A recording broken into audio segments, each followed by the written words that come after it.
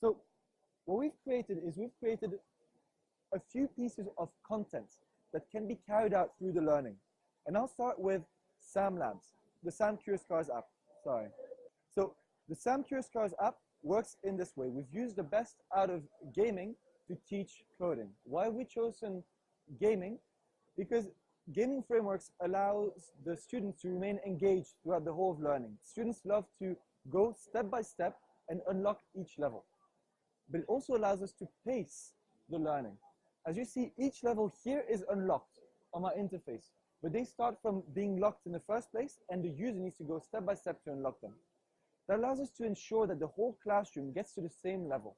Whereas sometimes you can get different pieces of knowledge to go to be given to the students, but without never really cementing them. What we're doing at SAM through this level approach is ensuring that all students have got this knowledge cemented in their brain. And I'll show you how this works. So you start working with SAM through a series of exercises and functions. The first one is the easiest possible function. It's using the SAM race car.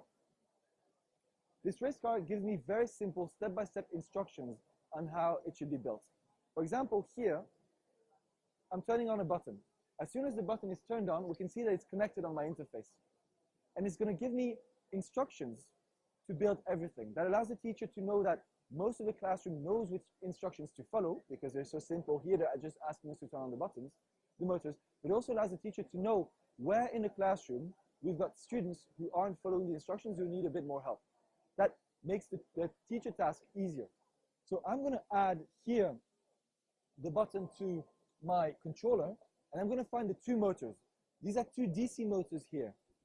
If I turn them on, they're automatically recognized by my interface. I bring them close and they recognize.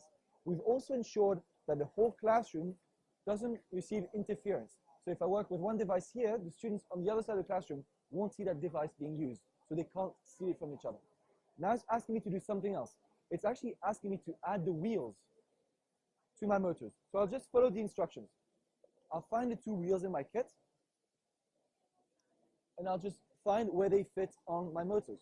So I've added one wheel, and I'll add another wheel here.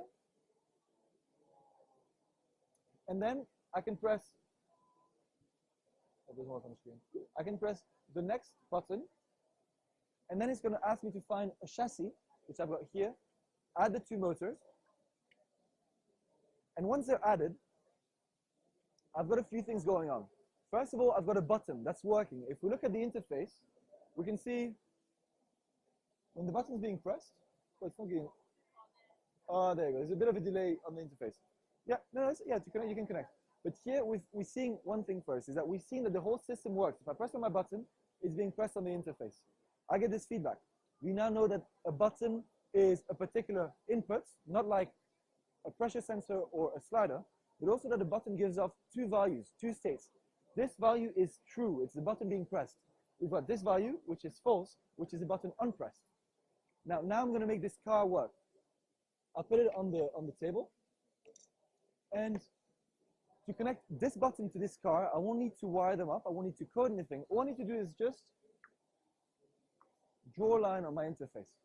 And now we've got a system working, but we've also unlocked a first function. So we've learned about the button, we've learned about the values, but now we're going to learn about functions. And if I press on my button now,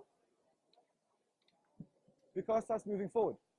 We've created a completely working system of a car moving using a button and two motors.